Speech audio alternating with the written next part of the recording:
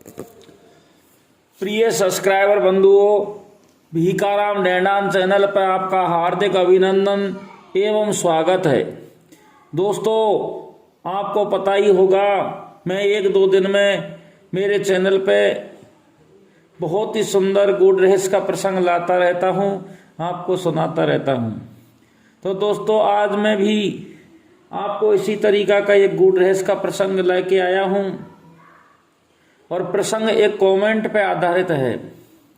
हमारे भाई साहब हरि सिंह जी लिखते हैं कि मीडिया जी राम राम। मीडिया जी ये बताइए कि सीता माता लंका में रही, लंकापति रावण हरण करके ले गया, अशोक वाटिका में रहने के लिए छोड़ दिया। क्या माता सीता ने कंदमूल फल खा करके अपना समय व्यतीत किया, या फिर त्रिजटा ने भोजन दिया, या कोई और उसको भोजन देने वाला था? इसके बारे में बताइए। तो चलिए दोस्तों, आज हम आपको इस विषय में बताते हैं कि माता सीता का हरण लंकापति रावण पंचवटी से करके ले गया, और पंचवटी से करके ले जा करके और अशोक वाटिका में ले जाता है। अशोक वाटिका में ले जा करके एक अशोक के वृक्ष के नीचे माता सीता को रहने के लिए छोड़ देता है। माता सीता को रहने के लिए छोड़कर उसकी सेवा में कुछ राक्षसियां नियुक्त कर देता है, जिसमें मैंने थी त्रिजटा। लंकापति रावण नित्य प्रतिदिन आया करता था, माता सीता को धमकाता था कि तुम्हारे श्री राम की याद को छोड़ो, वो नहीं आएंगे। मेरी लंका सुमरन की है, राक्षसों की सेना बहुत है, उसको कदापि तोड़ नहीं पाएंगे, और सुयोजन का समुद्र है, उसको लांग कर नहीं आ सकते। इस कारण से तुम उसका हेरा छोड़ दो और मेरे साथ में शादी कर लो, मेरी भारिया बन जाओ। लेकिन माता सीता जगत की भवानी, जगजननी, लक्ष्मी का अवतार लंकापति रावण को बिल्कुल फटकार देती है और कहती है कि तुम जैसे पापी इनकी भारिया तो क्या, तुम जैसे पापियों को मैं देखना, दूर से देखना भी पसंद नहीं करती। इधर को माता सीता अशोक वाटिका में रहती है और सृष्टि के रचयिता ब्रह्मा जी मन में विचार करते हैं कि माता सीता ने जाने कितने दिन वहां रहेगी, जब तक भगवान श्री राम लंका को तोड़ के और लंकापति रावण को खत्म करके नहीं आएंगे, जब तक सीता को नहीं लाएंगे। तो क्या करना चाहिए? इस कारण से वेदों के ज्ञाता, सृष्टि के रचयिता एक खीर तैयार करते हैं, एक हबी तैयार करते हैं।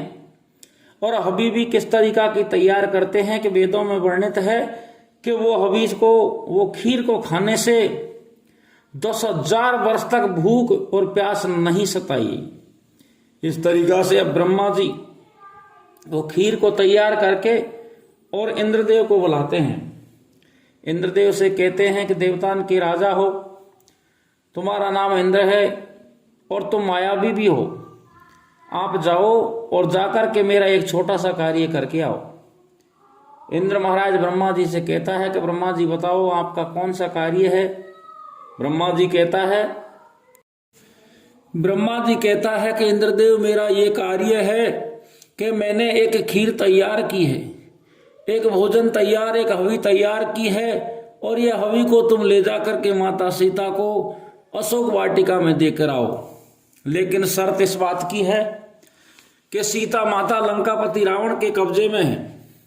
अशोक वाटिका में अनेक राक्षस फेरा दे रहे हैं, राक्षसियां भी फेरा दे रही हैं, दिन रात एक मिनट भी सीता को सूनी नहीं छोड़ते हैं। आप इस तरीका से जाना कि किसी भी राक्षस को या राक्षसिका को पता न लगे कि सीता जी से मिलने के लिए भी कोई देवता आया हुआ है।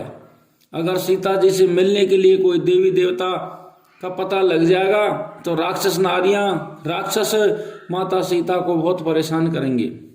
इंद्रदेव कहता है कि ब्रह्मा जी, मैं आपकी बात से बिल्कुल सहमत हूं, और 1% भी राक्षस हो, चाहे राक्षस नारियां हो, उनको मैं बिल्कुल पता नहीं लगने दूंगा।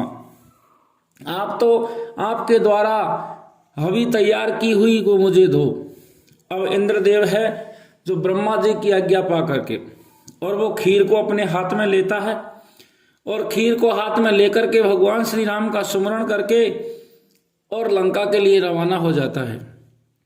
लंका के लिए रवाना हो जाता है और लंका में इस जाके उस टाइम पे पहुंचता है जिस टाइम पे कछु राक्षस तो वैसे ही नींद के कारण सो गए थे, और कछु राक्षस जो जाग रहे थे, पहरा दे रहे थे, उनको इंद्र अपनी माया से सुला देते हैं, उनको गहरी निंद्रा में कर देते हैं।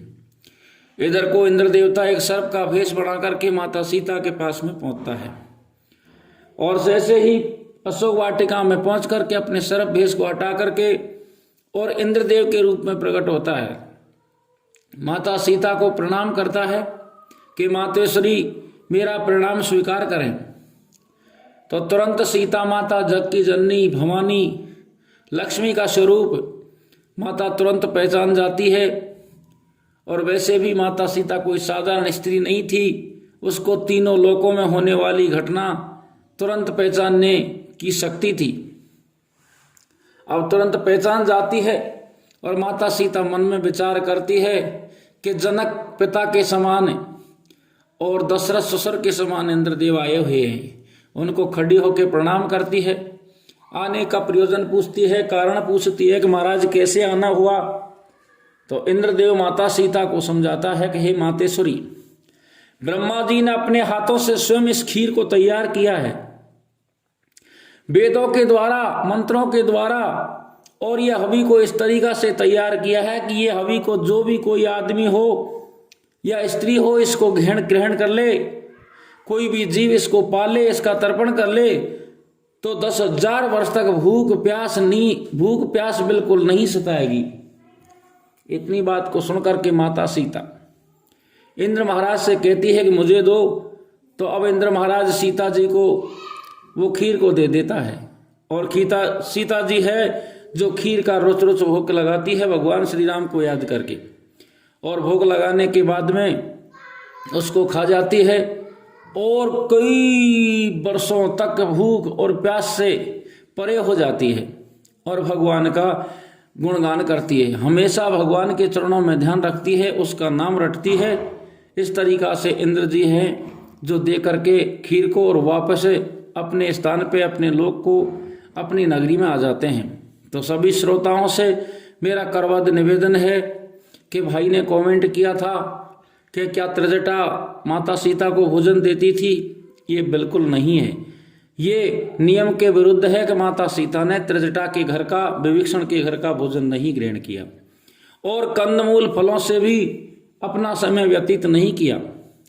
प्रमाण का लेख है कि ब्रह्मा जी ने एक हवि तैयार करके इंद्र महाराज को भिजवाई, और इंद्र महाराज देकर आए, सीता जी ने खाई, और वो खीर खाने से माता सीता को कई हजार वर्षों तक वो भूख प्यास से परे हो गई।